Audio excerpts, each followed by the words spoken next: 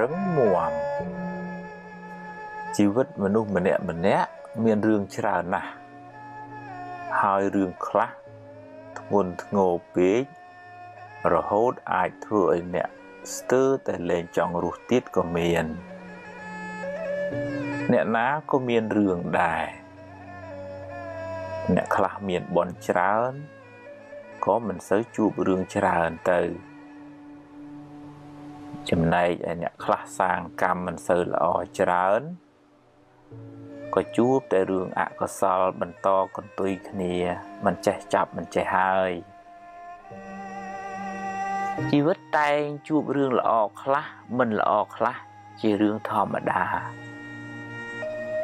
កុំកើតទុកពេកអីបើជួបរឿងល្អទទួលយកទៅតែកុំជួបពេកអីហើយបើជួបរឿងមិនល្អប្រឹងដោះស្រាយទៅ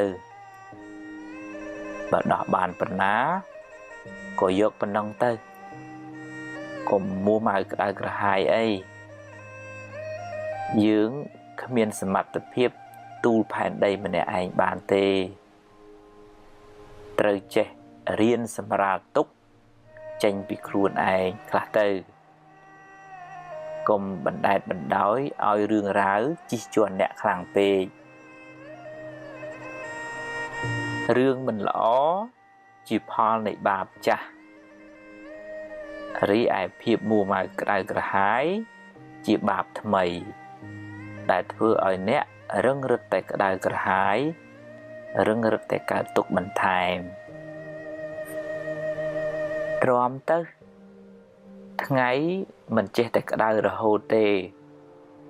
គង់នឹងជ្រេទៅភ្លើង